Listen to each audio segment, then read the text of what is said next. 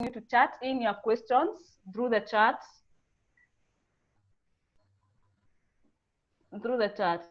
Today we are having our guest is Mavis Uruk from, sorry, our today's topic is strategy. Can I have that? Oh, strategic use of emotions performance management with our panelist Mavis Uruk, who's a CEO at Emotions for Success. She is a doctorate candidate for psychology of leadership at William James College, USA. She's also an author, an international behavior science and behavior and performance specialist, OD consultant, and a practitioner with expertise in human dynamics in organization. She's a multiple award-winning global training and development leader, a coach, author of several books, including several leadership, Navigating the Lapis of the Ways of Life, 10 Lessons of Managing Emotions for Success, Managing Emotions for Financial Freedom, and others. She's also a trainer, a facilitator, and keynote speaker at public and private engagements. Mavis has studied at the Netherlands, Zimbabwe, South Africa, and the United States. So she has a diversity of experience with truly global cosmopolitan mindsets. She's a consultant globally and has recently finished a project with Bain and Company in the US. Mavis, if you can hear me, welcome to our today's session. Morning, Rachel, and thanks for having me. I'm looking forward to the conversation. Happy to have you here. Martin, over to you. Hello, and good morning, everyone. Pleasure to be with you this morning. Mavis, thank you very much for joining us this morning, and I think we're going to have some great fun. To the audience, welcome very much. I'd like to welcome everyone. We're going to start off with one poll, just to know who we have in the room. I've seen people from Kenya, Nigeria, Ghana. So let's take this poll just to know just to set the tone for this session for today. So my first poll question is, has anyone ever made you happy, sad, angry, or bored? Possible choices: yes, no, no one has that power. I am in HR. Then I have X years of experience in HR: 1 to 3, 3 to 6, 6 to 10, 10 to 15, 15 to 20, plus 10. Okay, let's just take this poll. I'd like to thank the 56 participants who have joined us for this session, and let's have fun. Your questions are welcome on chat, and we'll be closing this in about 10 seconds. We'll be closing this chat in 10 seconds. At least we can try and have over 50% vote. Right now we have 64%. Great. Okay, let me push for 80. If you haven't taken the poll, kindly do take the poll. Perfect, 69, 10. Let's have some few more people take.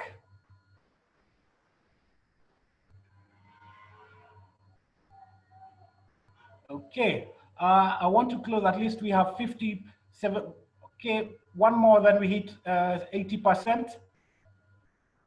One more volunteer. Okay. Okay, so we're going to close this poll, and I'll share the results. So Mavis, just to set the tone for this session, this is what we have this morning. So we have people who actually, for the first question, what's your thinking around this, Mavis? That really shows us that we are emotional beings. So if we've got everybody in the room that has said yay to feeling happy, sad, or angry, or having their buttons pushed by somebody else or circumstances, it just tells you that we are emotional beings. So emotions are really central and pivotal to who we are as human beings. Perfect. I'm keenly interested in the 6% that goes, no one has that kind of power over me. What's your thinking? Okay, so you can reach that level of self-awareness and self-regulation where emotions are not introjection. They are not pushed from outside. So you can manage your own emotions. But I still think that, you know, there will be circumstances outside. Look at the corona, for example. If you look at the pandemic, for example, it has been pushing buttons left, right, and center for all of us. So it might not be a person. It can be a circumstance that is frustrating. But it doesn't mean that, you know, as I always say, you know, if you're a human being, you have to experience the what is it, the host or the whole host of emotions, both positive and negative, and you know, not throughout, at some point in your life, you have to experience both the positive. In fact, we always say that, you know, you, at any given point in time, you're experiencing both positive and negative emotions. It just depends on which one is more intense at that particular point in time. So you cannot be one-sided. You cannot experience only the negative and not, you know, experience the positive. So the issue here, when people say no one has no power over me, what about circumstances?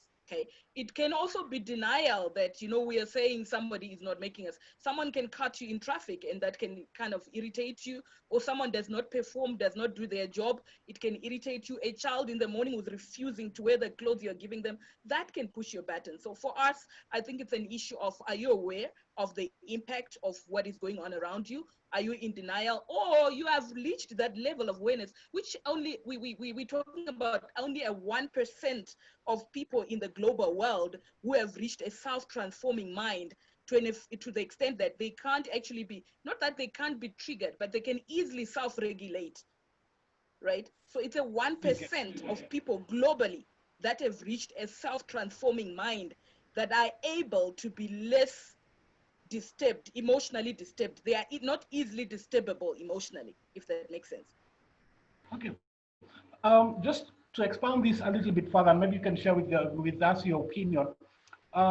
From if when someone, do we choose to be angry or happy or sad, or people make us? Okay, so we do choose, but remember, choice can be conscious or unconscious. Remember, emotions come from meaning. We are meaning makers. So the way we interpret the event, the way we give meaning to what is going on, is what gives the emotion, gives rise to the emotion. Emotion comes from meaning. So when you are doing meaning making, whether it's consciously or unconsciously, it's a choice, right? Yeah. So are we saying that people who make no meanings of things or of words are better at managing or state controlling their emotions? So That if I call you a name, I know that a name is not that item. Say I call you cow or you goat. I know I've just called you a goat, but it is a name. It is not the actual goat. And I know I am a human being, so there is no way I can also be a goat at the same time. So people who with that kind of thinking, are they better at managing their emotions? So they're better meaning makers, right? So you call me a god and I say I'm not a god, I'm actually a person. So I made a different meaning to what the meaning you are trying to introject into me. So I rejected your meaning and I generated my own meaning. So sometimes people have a tendency of accepting other people's opinions. Therefore, emotions are generated by the opinions of others and the meanings of others without you realizing that you yourself are a meaning maker. So you are not unconsciously taking in meaning or accepting the meanings of others, but you're taking a step back and you're saying, what does this mean for me as an individual? Perfect. So I see we have quite a nice spread. 90% of the participants are in HR. The other 10% who are not in HR, you could kindly share on chat which area or profession you're in. But I'm suspecting people maybe from supply chain, from finance, maybe one or two engineers there, here and there. You can share that on chat, and you're welcome to the HR fraternity. We have a nice spread in terms of years of experience, yeah, ranging from 1 to 15 years. Actually, 8% are 15 to 20, 15 to 20%, 15 to 20 years are about 8%. Unfortunately, we have not 20%, 20 years plus.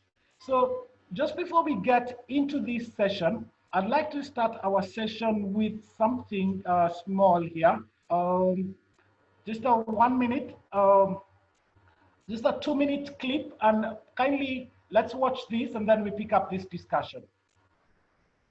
So, Riley, how was the first day of school? Fine, I guess. Did you guys pick up on that? Did. Something's wrong. Signal the husband. Uh-oh, she's looking at us. What did she say? Oh, sorry, sir. No one was listening. Is it garbage night? We left the toilet seat up. What is it, woman? What? I'm joy. This is sadness. That's anger. What? This is disgust. And that's fear. We're Riley's emotions. These are Riley's memories. They're mostly happy, you'll notice, not to brag. I wanted to maybe hold one. What happened? Sadness? She did something to the memory. Is everything okay? I don't know. Take it back, Joy. Hurry. Joy, no, Let wait. go. The core memories. No. Can I say that curse word now? What do we do now? That is a little bit an introduction into memories, into emotions. So, Marvis, are we right to say that our emotions are the little voices in our head? Sorry, please say that again. Are emotions the voices in our heads? Or what are emotions, basically? Where are they? What are they? What are they? Yes. So there's a biological definition of emotions. So emotions are electrochemical signals that are released from the brain to affect every living cell in your body. And that process of releasing that electrochemical signal takes about 6 seconds, according to a research that was done by 6 seconds. So if I say something in my discussion with you now that is annoying, it literally takes you 6 seconds to release an electrochemical signal from the emotional part of your brain to affect every living cell in your body. And after the 6 seconds, we can see a physiological change. So we can begin to see you frowning, okay? So emotions affect every living cell in our body, right? And the electrochemical signals are released from the emotional center. So it's a whole system engagement when you're experiencing emotions. So sometimes people say the emotions are in the head, sometimes they say they are in their hearts, but research has shown we see and sense with our hearts first before our brain. So the heart sends the signal to the brain, and the brain releases the electrochemical signal throughout your whole body, and then there's physiological change because of that particular emotion. So that's a biological definition. I always say, we can also make it easier and just give ourselves a definition that's, that's easy to work with. So emotions are messages, literally. They are feedback loops. They are telling us how things are within ourselves and around us. So they are messages. So what about, what's the relationship between emotions and feelings? Emotions and feelings. So emotion. Yeah, they're one and the same. Okay, so emotions are really it is the electrochemical signal. The feeling is the sensation. So when you begin to experience the sensation in your body after the electrochemical signal for each particular emotion has been released. But we often use them interchangeably because the sensation comes from the emotion. So I'm going to feel the sensation of annoyance because I've released the electrochemical signal of annoyance, if that makes sense. Yeah. So we often use them interchangeably. Where I was coming from with this is where people say they have bosses who have no feelings, bosses who have no emotions. Do those exist in the first place? When people say you have no emotions? Yes, of no feelings. Or no feelings. So we can kill our conscience, right? We can kill our conscience. So we can numb ourselves to the extent of not feeling. So we often use this term called the walking dead. So we do have the walking dead. They've killed their conscience. They've numbed themselves and suppressed their own emotions to extent that they no longer feel the emotion.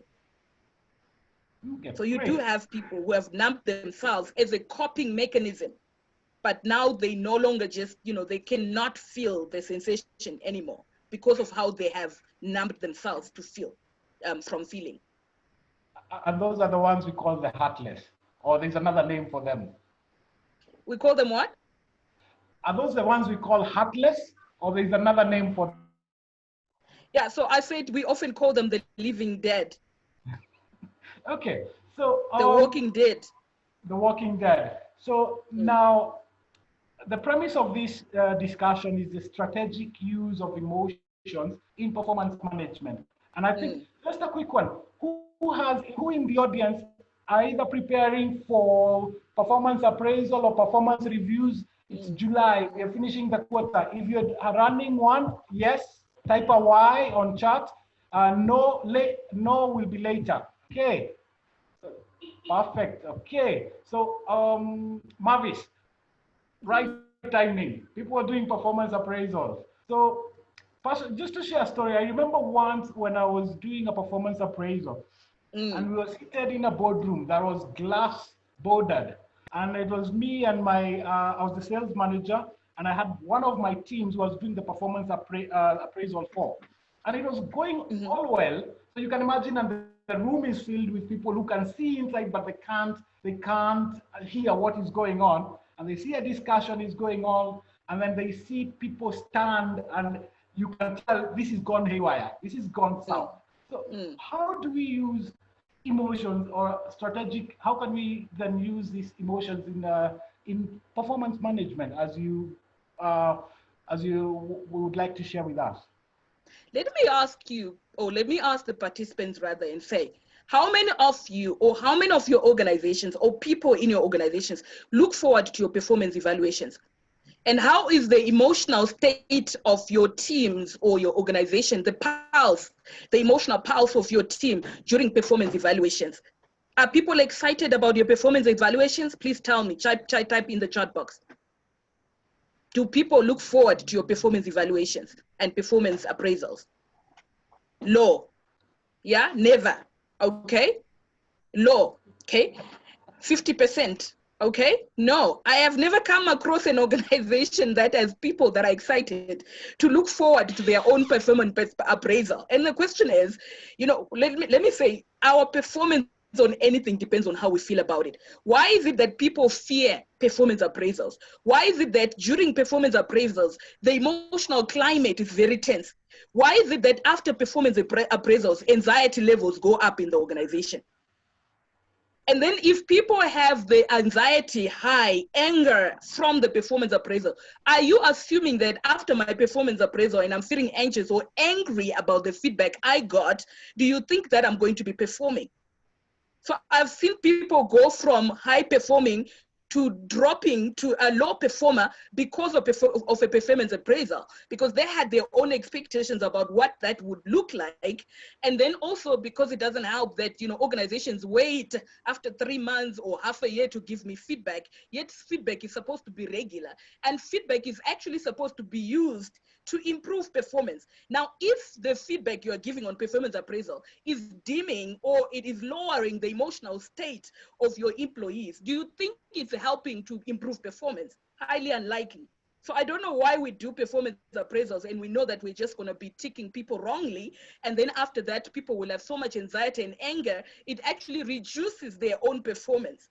Because remember, our performance on anything depends on how we feel about it, which means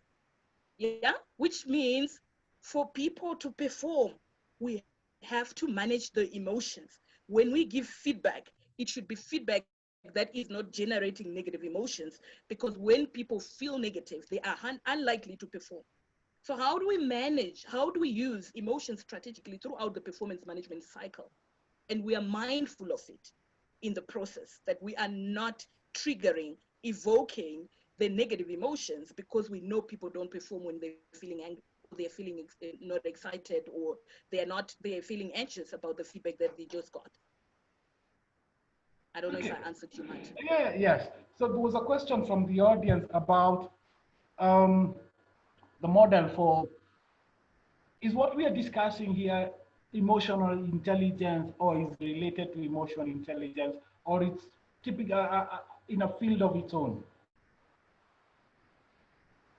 So I didn't get the question. Please repeat the question again. Okay. So I'm asking is, I saw a question from the audience about models of emotional intelligence. And what I asked myself was, is what we are talking about related to emotional intelligence? And actually, do we need emotional intelligence, or we just need to understand things?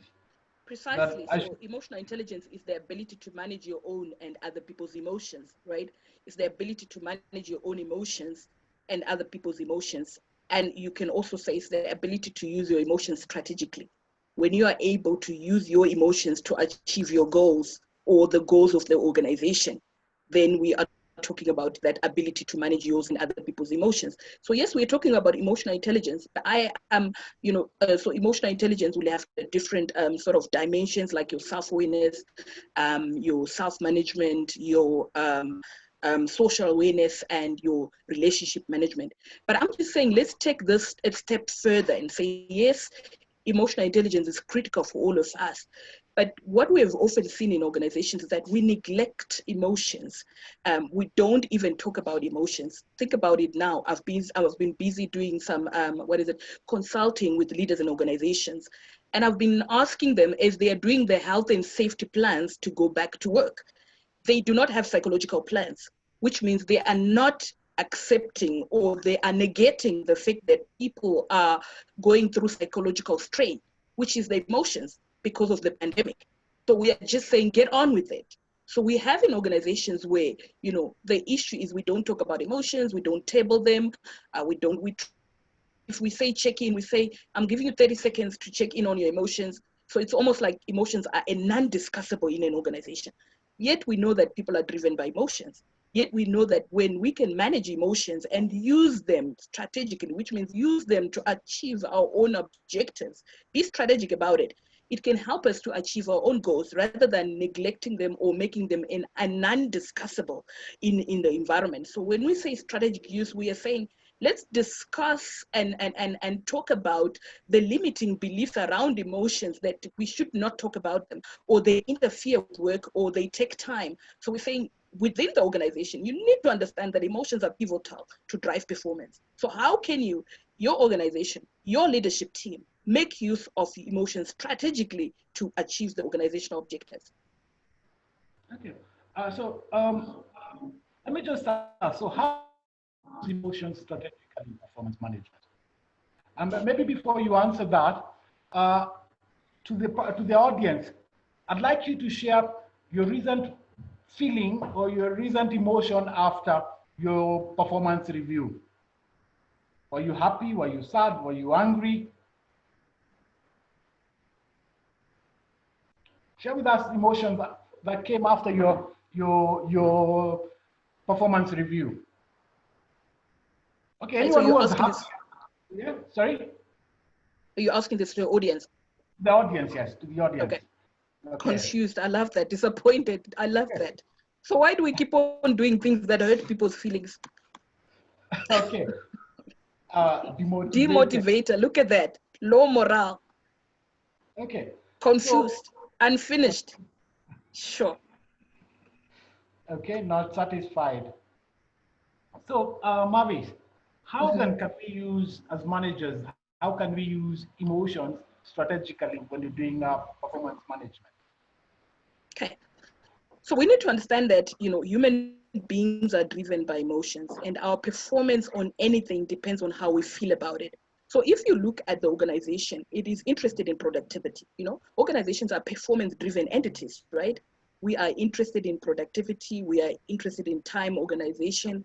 We are interested in skills and competence so that people can perform better. We are interested in customer care and quality control. So if you look at the strategic objectives of an organization, when you talk about productivity, for example, we need to start thinking about what are the emotional states and climates that can drive productivity within this organization, and how do we generate those emotions? How do we evoke them, right? And then if we look at skills and performance, we just know that since I said that your performance is dependent on how you feel, people can have the right skills, the right technical competencies, but if they do not feel it, they are not going to perform, which is the majority of the cases, right? And if you look at where we are in terms of the world and the changing world, we are really faced with adaptive issues and challenges. We want people to shift their behaviors. And what I often come across as I'm coaching leaders in organizations is that you find a leader who has too much pride, yeah? They're very egocentric. They're very arrogant, which is too much confidence. I got promoted through merit, so I know what I'm doing. Therefore, I don't need to learn any further. And that person's impact on people is negative. And now those people who are supposed to be performing are no longer performing. So we need to think about it. How do we train our own leaders to be able to manage their own emotions so that they can manage the emotions of those that they manage so that they can become productive, right? So if you're looking at skills development, as I said, or skills and training within an organization, there's a reason why top performing organizations take all their employees through emotional intelligence. Okay, all their employees from the sweeper to the CEO, they are taking through emotional intelligence. Why? You need the individuals to have the ability to self-regulate, to manage their own emotions, but you also need the leaders to be able to evoke the right emotions, but also to be able to manage the emotions that come up through the strategic cycle or through the performance cycle. When you do a performance appraisal and people are feeling anxious and angry, how do you manage that? How do you redirect those emotions? So we need to be able to use emotions regularly as data within the organization so that we can be able to either evoke the right emotions, redirect the emotions, and we're looking at all the key areas of the organization in terms of how are we generating emotions? Do we have the right emotional resources that we require to actually achieve the strategic objectives of the organization? Mavis, you just mentioned something that caught my eye. Emotional resources, what are they? Yeah. So we talk about financial resources, we talk about all these other resources, but we never really talk about, do we have the emotional resources? So you can have all the money. You can have all the money and still not achieve your goals because people are not in the right place emotionally. That's why people loot. That's why people are corrupt. That's why, because emotionally they are in that place of greed, pride, arrogance. You can't, there's no balance between the confidence and the humbleness, right? So how do we develop our leaders, but also everybody in the organizations to have the ability to regulate the emotions? Because if we don't regulate them, they can run away with us. Back to our Walking Dead. Are they redeemable, or there are gods? Can we teach them how to be emotional and to use emotions, and to can we input those emotional resources into the Walking Dead? Yeah, so we can train people to manage emotions. We can train people. So remember, we are born with psychological needs. We are born with emotional needs, right? We are born with, I'm just going to highlight a few. We are born with a need for competence. Okay, yeah? We are born with a need to constantly be improving ourselves. And when we're constantly improving ourselves, we feel good. But how many leaders in organizations do you find now that don't think that they need to be learning? And as a result, they are not able to evoke or generate the right emotions in themselves so that they can also, sort of, pass on the right emotions to their own employees. Because remember, emotions are contagious. We infect and affect each other at an emotional level, right? So you need one negative team member to take the whole team down, right? So emotions are contagious, but 60 to 70% of a team's temperament is influenced by the emotional input of the leader. Not what you know or how smart you are, but how you make them feel. Yeah, we've heard this adage that says emotions, happier cows give more milk.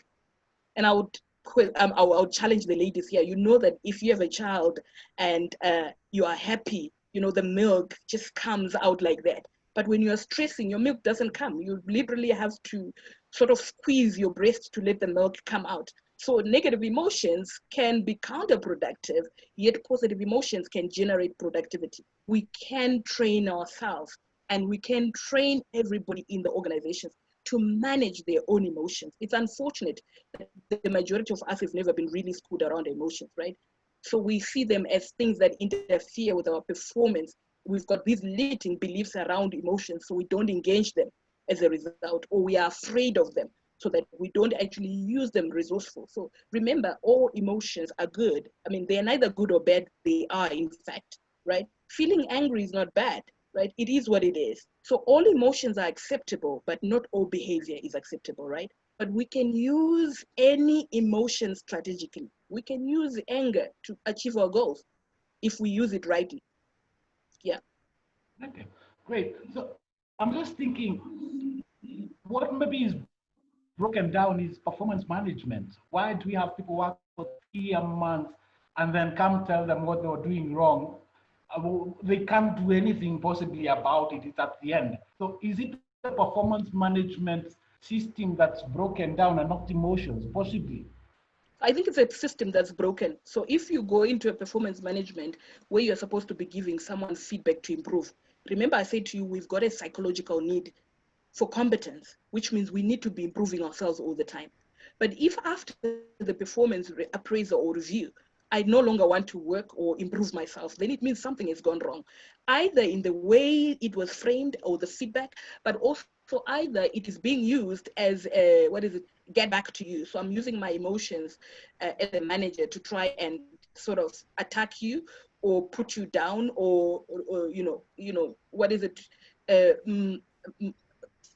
raise my own ego using the performance appraisal. So it also depends on the emotional intelligence, the ability to manage emotions of those that are giving the appraisals. Because then without that skill, you're going to generate emotions that you don't want. It is useful to generate the right emotions if it is used appropriately. Perfect. So in this case, the reason it generates the negative emotions mostly is because of the way it is used. It is a broken system, as you can say, yes, and then it's now generating the negative emotions. Yeah, emotions are sometimes used to victimize people. So instead of actually doing a proper performance appraisal, you are now victimizing people in that appraisal because of your own emotions. Okay, question to the audience. Who feels that my organization's performance management method needs to change from quarterly conversations to more frequent conversations? That we need to change our PM. A yes, a Y for yes, a no means it's working perfectly. You feel we need to change our performance management? Okay. Mavis, someone in the audience read my mind. The dark side of emotions, manipulation. Manipulation. We all have kids who cry because they want a sweet, but you say no, but then they cry and then you have to get the sweet. My 8-year-old does that to me. Now bring that to the office. Yeah, we have such kind of people. How do we handle that? Yes. Okay. Emotional so you can only. So look at politics in Africa, for example. It's a lot of manipulation if you look at it, and they use emotions strategically. Yeah. They use fear, because remember, emotions drive behavior. So if I know that if I trigger fear in Martin, I know exactly what he's going to do. So I'm going to do something to trigger fear in you because my goal is for you to behave in a certain way. Now, if you know how to manage your own emotions, nobody can manipulate you. You can see their intent because you can self-regulate. Instead of them doing what they want you to do, you then begin to choose what you want to do because you can self-regulate and your choice is conscious. You're choosing your behavior consciously. So we get manipulated because we're unaware, right? We get manipulated because of other reasons. People are using our emotions. So I always say that politics and marketers, they have been using our emotions for donkey years and we have not been aware. So imagine the marketers, all they do, there's a whole market on, a whole industry that just studies emotions and code them into products. So basically, when you look at some of the products we buy, they are selling emotions. What do they say? If you buy this BMW, it's going to make you happy. So what are we trying to do? We're trying to buy emotions, but we don't realize that we can actually generate emotions, right? We are emotional beings. I don't need to have a certain thing to make me happy. Yes, I can reward myself, but it doesn't necessarily have to be the reason. My happiness doesn't necessarily have to be tied in that product, if that makes sense. But they have been studying emotions and coding emotions. Look at Facebook, for example. What does it thrive on? It thrives on understanding people's emotions. People have a need for belonging, a sense of connection. Yeah, and this is all emotional stuff. And what have they done? They have used that to generate billions based on, understanding and using and coding emotions so that they can get, what they want. So people can manipulate. So I always say there's good manipulation and there's bad manipulation. If a knife is in the hand of a doctor, is a good thing. Is it a good thing? I think so. But if a knife is in the hand of a thug, is it a good thing? So when you talk about manipulation, think about it like that. in whose hand is the manipulation, the thug or the doctor? So, there's an interesting question. Mavis, how do you protect employees from managers who would want to use performance appraisal to their advantage to edge out some employees? As Okay, HR, so again, if you have managers that are using performance management to punish in a punitive way, it is a reflection of your culture. It is a reflection of your culture. It means your performance management lacks, for your managers, lacks the people aspect. So if we are going to evaluate you as a manager on how you are managing your people, because we are looking for the emotional feedback we get from your team, right? We constantly checking for that feedback from the team in terms of how well you're managing. So I think one thing that we also do is we promote wrong. We promote people based on merit. And then we don't actually make it mandatory to say, when you are being promoted into managerial role, the key attribute, the key skill that is required is people management. You have to manage our people well. If you're not going to manage our people well, you're gone. You've failed that role. And then we give them the supporting experiences or the supporting resources by training them on those critical skills. But we don't do that. We just promote people based on merit. And when they get there, they fail. They have fears. They've got insecurities. And guess what's going to happen? They are going to make sure that everybody is miserable. And some of it is not intentional. I have been promoted. I'm now afraid of failing. My insecurities come up. If I'm not self-aware and I can't self-manage, guess what? I am going to impact in the way that I don't intend. Yes. Thank you. So I'm just thinking, Mavis, right now we have about 5 generations at the workplace. Is there one generation that isn't doing well with emotions? Is there one that is doing well with emotions? On the premise of where people fear had been used for quite a while to either do your job or get fired. That kind of being that case scenario. So is there one generation that is handling emotions better than the other? I wouldn't say doing emotions better than the other, but I would just say our younger generation are not going to tolerate our rubbish, if I may say, use that word for lack of a better word. They are not going to have what you are saying, either do your job and you get fired, because they will leave before you know it. They are just going to say, you know what, I'm not going to tolerate this and I'm leaving.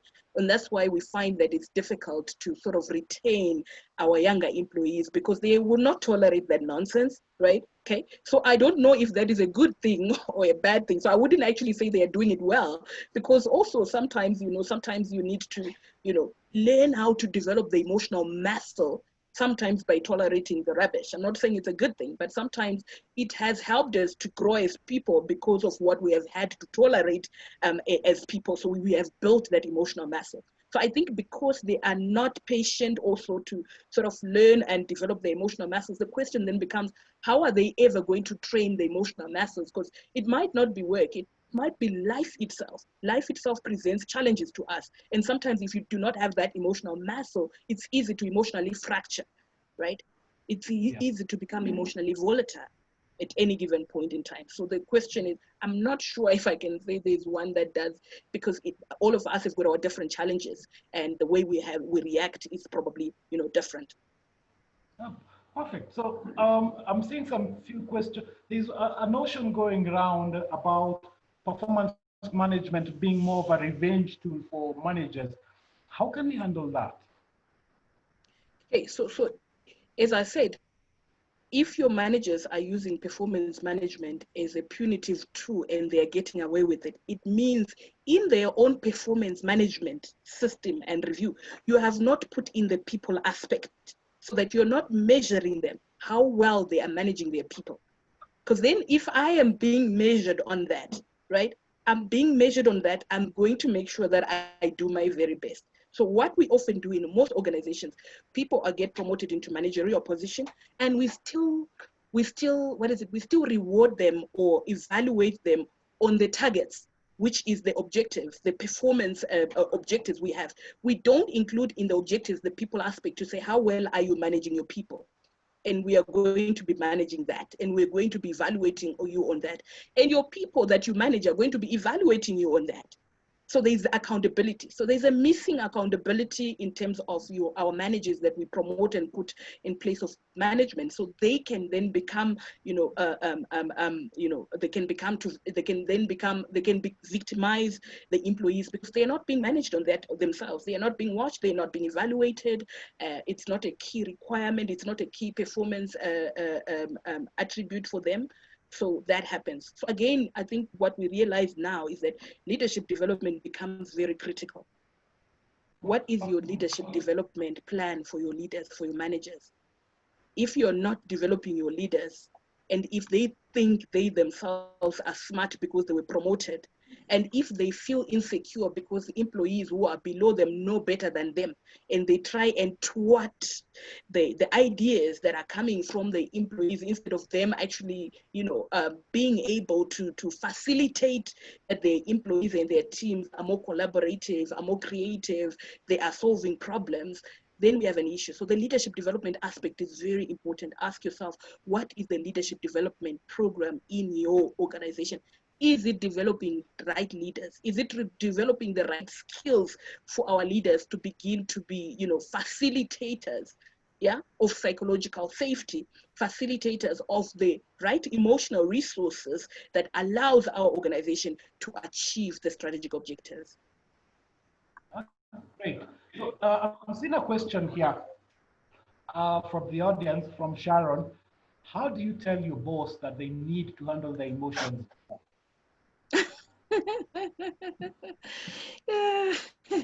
It depends on the nature of the relationship you have with your boss. Okay. And again, it's that feedback. So it depends on the nature of the relationship you have. What you can just do, because sometimes it's very sensitive. Issues of emotions are very sensitive. If someone comes to you and say, manage your emotions, we get defensive and offensive. So you would rather focus on the aspect of the behavior to say, when you do this, or when you say this, this is how it makes me feel. I would prefer that you do this or that, or say it this way. So you frame it in the way that he is impacting you and have a conversation around that. You might find that how he is impacting you is probably not how he's intending. Because remember, we as emotional beings, when we come to the workplace, we've been through a lot already emotionally, Some of us have come from broken homes. Some of us have been through a lot of trauma. So we're not aware that we are behaving that way or we are impacting people. Some of us have got anger issues because of where we're coming from. So when we come to the workplace, we bring in an emotional baggage or an emotional history. Sometimes people are unaware that how they are doing things is impacting you in a negative way. So talk about it in a way that person impacts you. So when you say this is how it impacts me, I would request or prefer that you do this or say this. Okay, great. So, I was just thinking while we were talking, would an organization that is cognizant of emotions and how to use them be able to generate better employee engagement? When you look at the definition of employee engagement being employees having an emotional connection with the organization. What's your thoughts around that? Yes. Precisely. So when we asked initially to say after performance management or after performance appraisal, how do you feel? And we all saw that all of it was negative. Do you think those people, when they go back to the floor, to their workstations, they're engaged? They've emotionally checked out. So I always say people emotionally check out and they bring their bodies to work every day. Emotionally, I'm no longer investing in this company. So when we talk about employee engagement, we're talking about emotional connection. We're talking about emotional investment. Am I willing to invest emotionally so that I can achieve? I'm enthused, I'm passionate, I'm interested, I'm curious. So I'm going to bring all of these resources to my workstation and to my task. But when I'm feeling anxious, angry, confused, or any negative emotions, I am going to focus on my emotions that are negative. I always say you can't focus on your goal and then your negative emotions at the same time. It's not possible. One of them has to go. So if I'm experiencing dominantly negative emotions, I'm going to focus on my negative emotions, right? Okay, so how do we make sure that people have experiencing emotions that allow them to focus on their goals instead of focusing on their negative emotional experiences? In organizations, most people have two jobs. The one is to suppress and keep their emotions down, and the other one is to do their role. So think about it, all the people that are experiencing negative emotions that are there trying to suppress in the organization, if we could release that energy where people are stuck with negative emotions, if we could release that energy and redirect it towards our goals, what kind of productivity would we have in our organizations? Okay. Just 1 minute. There's something we're trying to get. There's some background noise. If you're on mute, kindly. If you have unmuted yourself, kindly mute so that we can continue with this. So, and again, we welcome questions from the audience. We have about 10 minutes before we end this session, actually 12 minutes. So we'd like to ask to the audience, if you have any question, kindly type it on chat and then we can be able to respond to it. Marvis, again, to you, in the spectrum of emotions at the workplace, you can share the good, the bad, and the ugly in terms of what we're likely to see. Please say that question again, Martin. At the workplace, in the range, emotions have a spectrum, right? Yeah. So you could share with us the good, the bad, and the ugly. Okay. So I always say, when we're talking about emotions, we need to focus on three things. So the first is the intensity. How intense? What is the energy level of that emotion? And the second is the frequency. How often are we experiencing that particular emotion? And the third is the duration. How long does it last? Okay. So remember, we said all emotions are acceptable, right? They're neither bad or good. But the intensity of the emotion will then tell you if a person can be functional. If you are raging, are you able to be functional? If you are experiencing panic, are you able to perform? So we need to manage the frequency, we need to manage the duration, and we need to manage the intensity, especially of negative emotions, right? So there is healthy negative emotions and unhealthy negative emotions. We have seen the rise of depression in our workplaces right now. Well-being is becoming one of the things that is at the center stage of organizations' concern. And the reason is, 90% of doctors' visits is a result of inability to manage negative emotions, right? If you don't manage negative emotions, if you don't manage their duration, their frequency, and their intensity, they can get you into a place where you're dysfunctional, right? We've talked about disengagement. So a lot of anxiety and anger and disappointment can cause people to check out emotionally.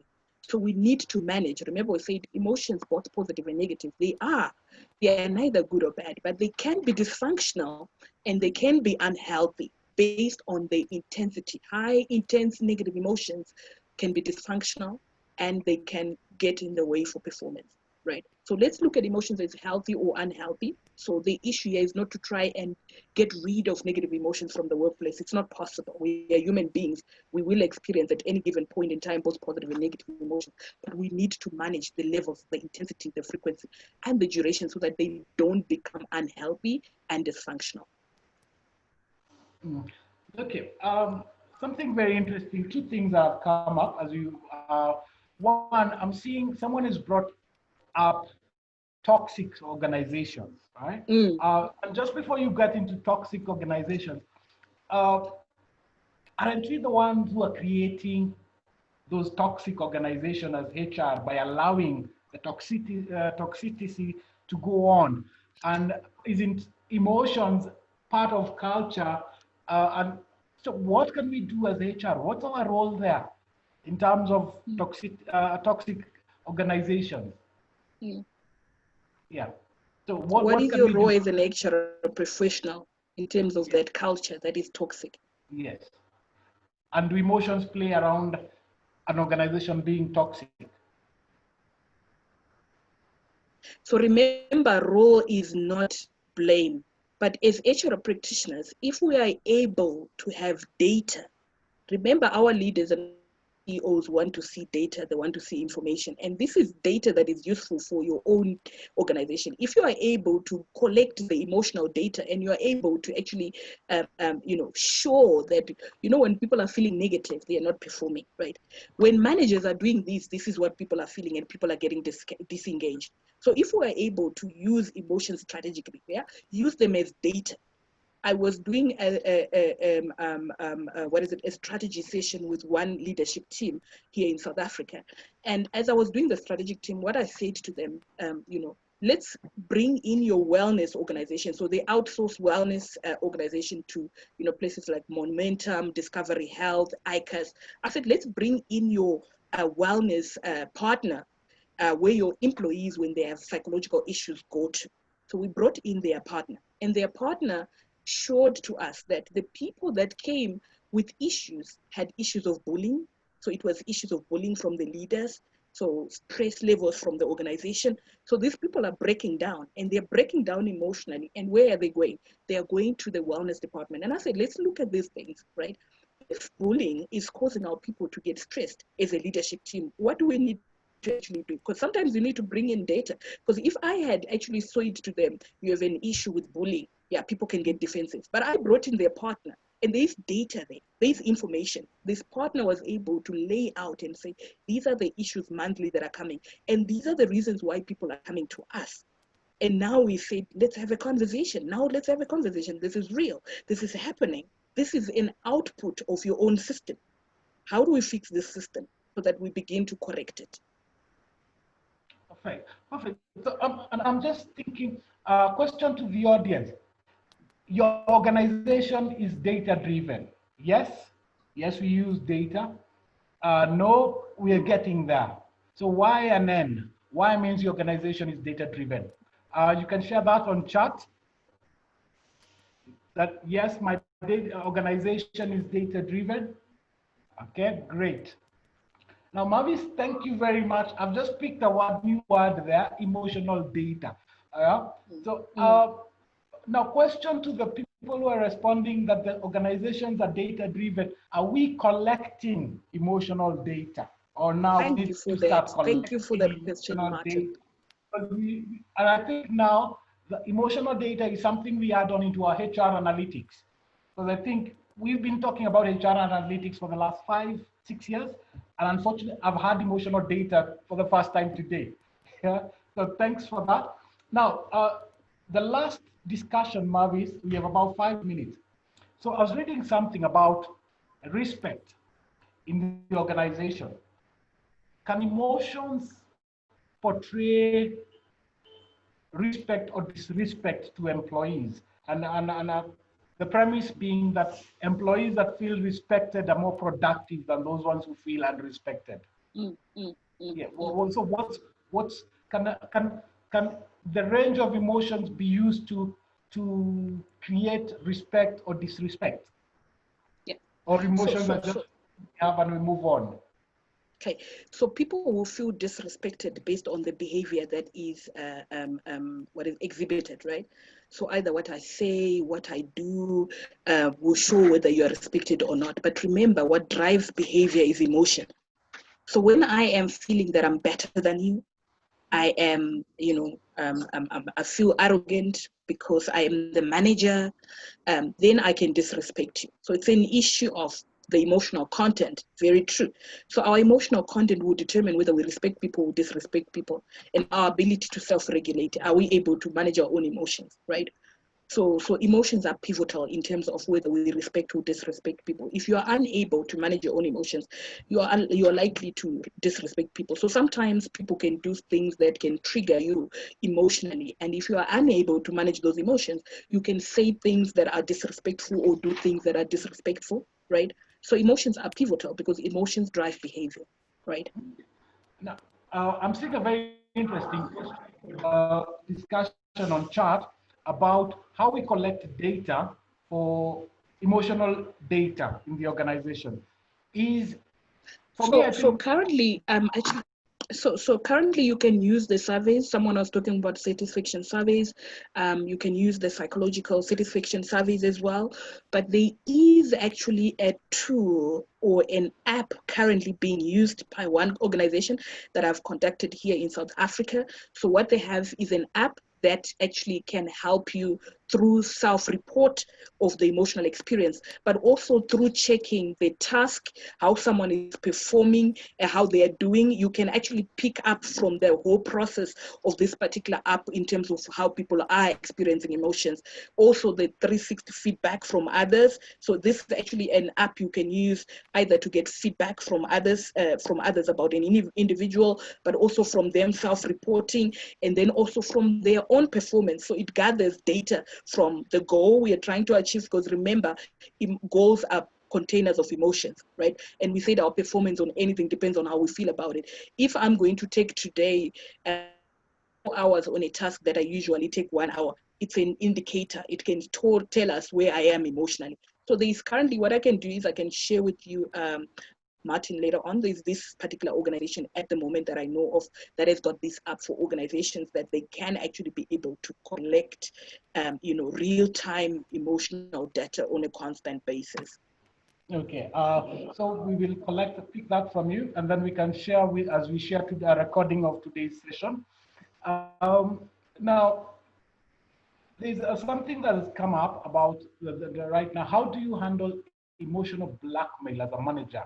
And this is in a political environment, government basically, or legend organization. How do you handle that? Remember what I said, our politics in Africa is used, we have used a lot of emotional manipulation. That's how we do it. And I don't know if it's an issue of we lack emotional capability, that we are willing to violate our own values. So the question I would ask to you, Liz, is what is the cost of you violating your values by trying to appease or trying to make that political appointee feel good about themselves? So you want to ask yourself about you as an individual. Will you sleep at night? Because it's not just an issue of what they are doing, but it's also an issue of how it will impact you as a person. So when you do what they are asking you to do, is it violating your own values? And if it is violating your own values, will you be able to live with that? Because you're isolating yourself down. So it's an issue of looking at your values. What are your values like? Do your values allow you to behave in the way they are asking you to behave? Perfect. Okay. So very interesting discussion today, Mavis, and we want to thank you. I would like, before we close, if there's any burning question, you can put it on chat. I'll just share my email address, just in case some question comes in later. My email is martin@iPerformanceAfrica. I'm just typing it up in chat. martin@iPerformance.com.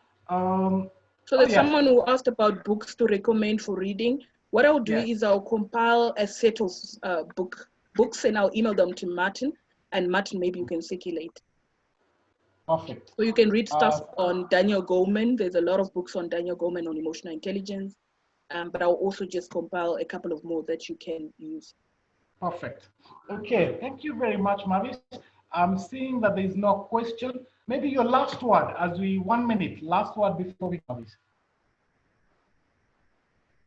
Okay, so just a comment. So really, emotions are pivotal. If we as HR people are going to make an impact, we need to start using emotional data, not only for the